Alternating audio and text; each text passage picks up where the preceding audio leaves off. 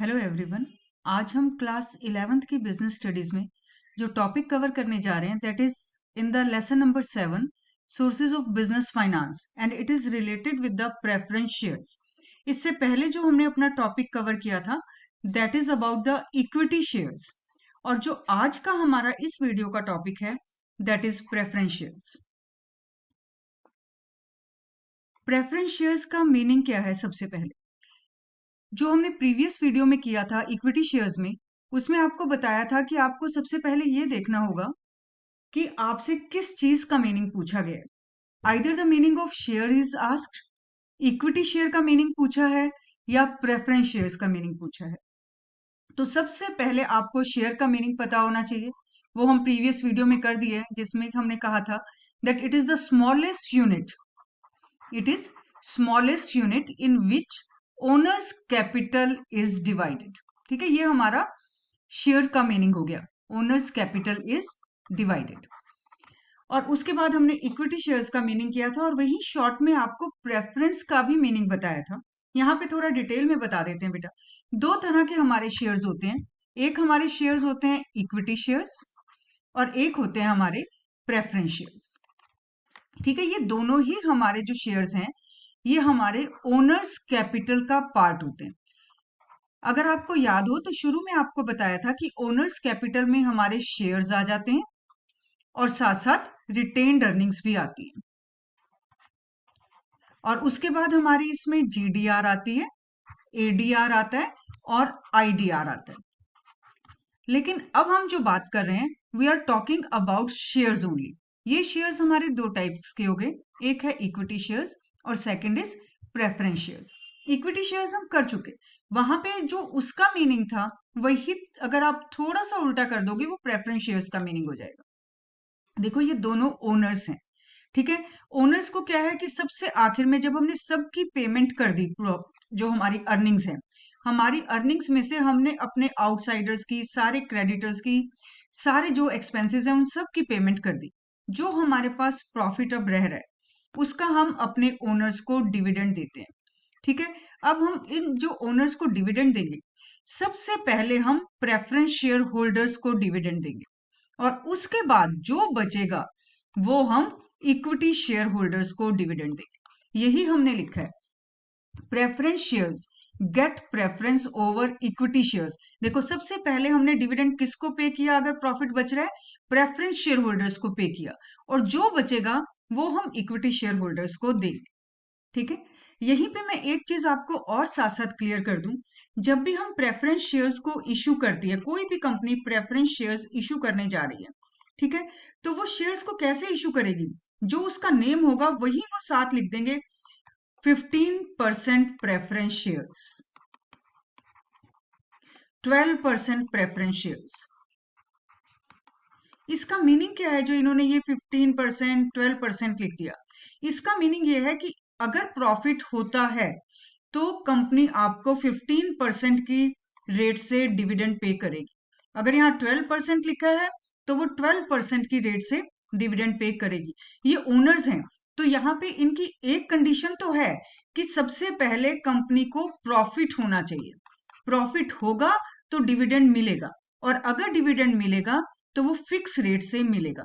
सबसे पहले प्रॉफिट में से हम लोग, जो हमारा प्रॉफिट है उसमें से प्रेफरेंस शेयर्स को डिविडेंड दे देंगे।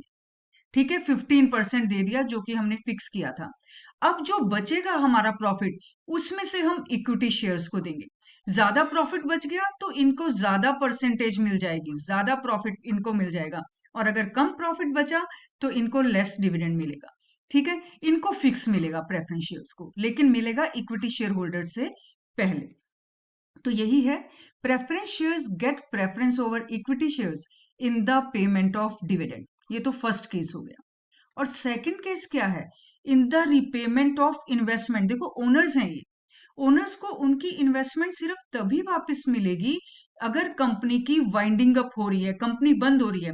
जैसे मैं आपको हमेशा एग्जांपल देती हूँ कि आप एक शॉपकीपर हैं, आपका सोल प्रोप्राइटरशिप है, आपको अपनी कैपिटल कब वापस मिलेगी? अगर आप इस शॉप को बंद करने जा रहे हैं, क्लोज करने जा रहे हैं।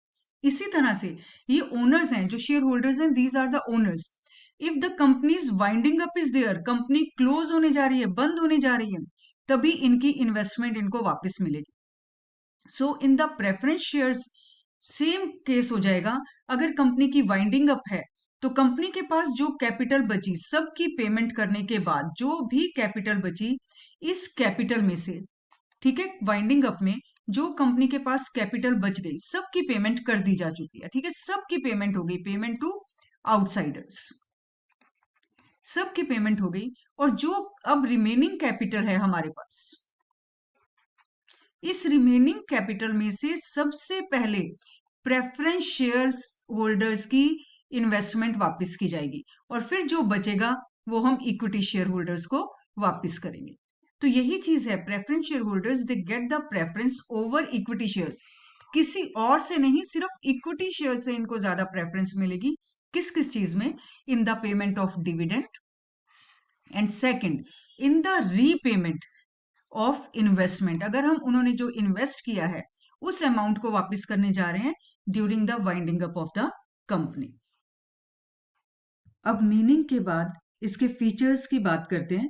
फर्स्ट पॉइंट है फिक्स रेट ऑफ डिविडेंड। जैसे कि आपको मीनिंग में भी बताया कि जब प्रेफरेंस शेयर्स को इशू किया जाता है उसी वक्त बता दिया जाता है कि इन प्रेफरेंस शेयर्स पे अगर प्रॉफिट हो रहा है तो उसकी क्या रेट होगी, किस रेट से डिविडेंड मिलेगा, ठीक है। जैसे इसका एक और फीचर है, जैसे पहले आपको आगे भी आएगा कि इन प्रेफरेंस शेयर्स पे डिविडेंड मिलता उसी तरह से है, अगर प्रॉफिट होगा तो डिविडेंड मिलेगा, प्रॉफिट नहीं है तो डिविडेंड नहीं मिलेगा, ठीक है।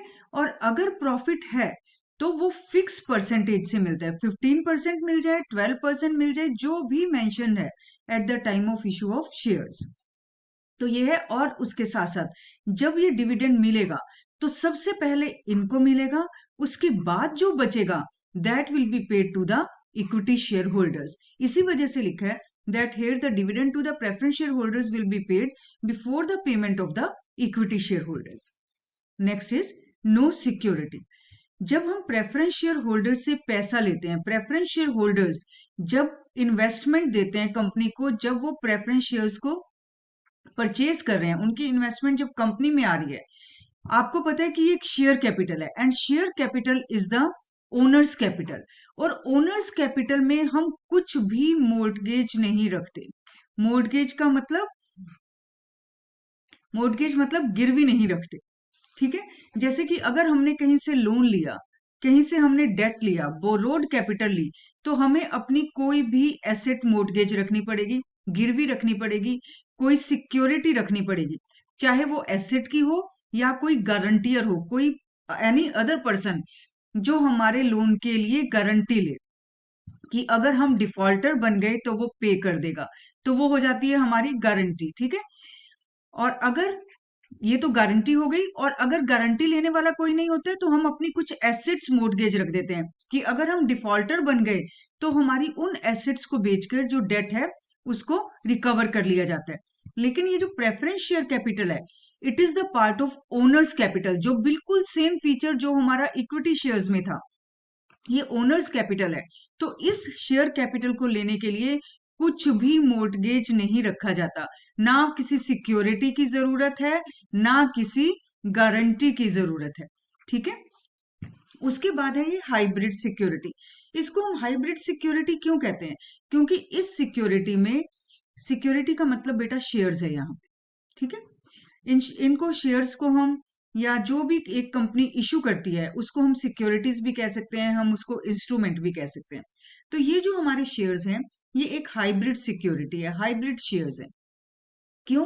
क्योंकि इसमें सिर्फ एक के फीचर नहीं है, इसमें सिर्फ शेयर्स वाले फीचर नहीं है, इसमें दो सिक्योरिटीज के फीचर है।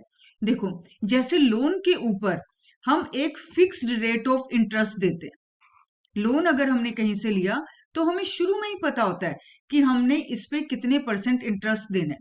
इसी तरह से प्रेफरेंस शेयर्स के पास भी फिक्स्ड रेट ऑफ डिविडेंड हमें शुरू से पता होता है कंपनी को कि हमें कितना डिविडेंड इसके ऊपर पे कर, ठीक है। जैसे आपको शुरू में भी बता दिया था कि प्रेफरेंस शेयर्स इशू करते ही बता दिया जाता है कि हमने इतने शेयर, इतना डिविडेंड हम आपको पे करेंगे, ठीक है। तो ये तो हो गया एक डिबेंचर्स का या लोन का एक फीचर कि हमें फिक्स्ड रेट है उसके हिसाब से डिविडेंड जाएगा। और दूसरा, इसमें शेयर्स वाला भी एक फीचर आ जाता है, वो क्या है कि dividend is given out of profits only.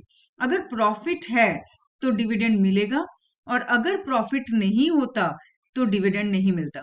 तो ये तो शेयर्स का फीचर हो गया, और फिक्स रेट वाला लोन वाला फीचर हो गया, इसलिए हम इसको हाइब्रिड सिक्योरिटी कहते हैं। नेक्स्ट है help to collect the large amount of funds. Large amount of funds क्यों आ जाता है? देखो बेटा, जो इक्विटी शेयर्स हैं, इक्विटी शेयर्स में ना रिस्क बहुत ज्यादा है। रिस्क क्यों ज्यादा है? उनको सिर्फ रेजिड्यूल जो बच गया वो उनको मिलेगा, और इन इक्विटी शेयर से पहले प्रेफरेंस शेयर्स को मिल जाता है। ठीक है, तो एटलीस्ट कुछ सिक्योरिटी तो है प्रेफरेंस शेयर्स के पास कि उनको इक्विटी शेयर होल्डर से पहले पेमेंट मिलेगी। ठीक है, तो इस वजह से ये अपने आप को थोड़ा सा इक्विटी शेयर होल्डर से ज्यादा सिक्योर महसूस करते हैं। तो जितने भी हमारे कॉशियस इन्वेस्टर्स होते हैं, कॉशियस इन्वेस्टर मींस जो रिस्क लेते हैं पर बहुत ज्यादा लेना पसंद नहीं करते। कॉशियस जो बहुत एक तरह से कॉन्शियस रहते हैं कि मुझे ज्यादा रिस्क नहीं लेना, मुझे एक सेफ होकर चलना है अपनी इन्वेस्टमेंट में। तो कॉशियस इन्वेस्टर्स इस तरह की सिक्योरिटीज को ज्यादा पसंद करते हैं प्रेफरेंस शेयर्स की, क्योंकि इनको पता है कि हम रिस्क में हैं, लेकिन हम इक्विटी शेयर होल्डर से ज्यादा प्रेफरेंस हमें मिल रही है, उनसे ज्यादा, उनसे पहले हमें पेमेंट मिल जाएगी। और दूसरी बात, एक फिक्स रेट ऑफ डिविडेंड तो हमें मिलेगा ही मिलेगा। अगर प्रॉफिट हो गया तो हमें एक फिक्स रेट ऑफ डिविडेंड मिलना ही मिलना है। ठीक है, तो ये चीजें जो हैं, दो चीजें, एक जो हमारे इन्वेस्टर्स हैं इनको अट्रैक्ट करती है। क्यों अट्रैक्ट करती है? क्योंकि उनको पता है कि इनका जो रिस्क फैक्टर है वो कंपैरेटिवली इक्विटी शेयर होल्डर से कम हो जाता है बेटा।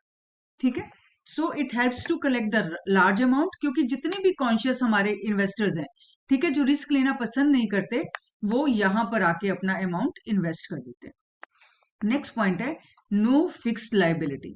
लाइबिलिटी फिक्स नहीं है इसमें। क्यों फिक्स नहीं है? क्योंकि अगर अभी हमने पढ़ा कि अगर प्रॉफिट होगा तो हम डिविडेंड देंगे, और अगर प्रॉफिट नहीं होगा तो डिविडेंड नहीं देंगे। ये कंपनी के पॉइंट ऑफ व्यू से एक बेनिफिट है, नो फिक्स लाइबिलिटी। जैसे कि अगर कंपनी ने लोन लिया, आगे आप करोगे डिवेंचर्स में, प्रॉफिट हो या ना हो, इंटरेस्ट देना उसकी लाइबिलिटी है, फिक्स्ड लाइबिलिटी। ठीक है, अगर प्रॉफिट नहीं होगा तो उसको इक्विटी शेयर्स का जितना पैसा आया हुआ है ना, जो उसने कैपिटल इन्वेस्ट किया है, उसमें से उसको इंटरेस्ट पे करना पड़ेगा। और अगर 5 साल के बाद वो प्रिंसिपल अमाउंट वापिस करना है उसको, प्रिंसिपल अमाउंट, और तब भी उसके पास अगर पैसा नहीं है, प्रॉफिट नहीं हो रहा, तो वो अपनी इन्वेस्टमेंट में से उसको पैसे को रिटर्न करेगी, क्योंकि वो फिक्स्ड लाइबिलिटी, इसको हम कहते हैं फिक्स्ड लाइबिलिटी। अगर पैसा वापिस करना है, ठीक है, वो फिक्स्ड लाइबिलिटी है, प्रॉफिट हो या ना हो। लेकिन जो प्रॉफिट, जो हमारे प्रेफरेंस शेयर होल्डर्स हैं, इट इज इररिस्पेक्टिव, ये इररिस्पेक्टिव ऑफ प्रॉफिट्स नहीं है, ये प्रॉफिट के साथ रिलेटेड है। प्रॉफिट होगा तो डिविडेंड मिलेगा, प्रॉफिट नहीं होगा तो डिविडेंड नहीं मिलेगा। तो ये हमारे 5 फीचर्स हो गए प्रेफरेंस शेयर्स के। हमने अपने इस वीडियो में शेयर्स का मीनिंग कर लिया, प्रेफरेंस शेयर्स का मीनिंग किया, उसके साथ साथ आपको ये भी बता दिया कि प्रेफरेंस शेयर्स को इक्विटी शेयर्स पर कैसे प्रेफरेंस मिलती है, और उसके बाद हमने इनके फीचर्स किए। फीचर्स का हर पॉइंट थोड़ा सा देखने वाला है कि ये हाइब्रिड सिक्योरिटीज क्यों है, ठीक है, इनको कहाँ पे हमने प्रेफरेंस दी, इनमें कोई फिक्स लाइबिलिटी नहीं है, ये हमारे कॉशियस इन्वेस्टर्स को ज्यादा अट्रैक्ट करते हैं। तो इन फीचर्स को थोड़ा ध्यान से आपको देखना होगा, जैसे मैंने आपको प्रीवियस वीडियो में भी कहा था, क्योंकि कई बार हमारे क्वेश्चंस एक एक एक पॉइंट फीचर का आ जाता है और वो उसी को एक्सप्लेन करने को कह देते हैं बेटा। So that's all for this video. Next video में हम मिलेंगे एक नए टॉपिक के साथ। Thanks to all of you.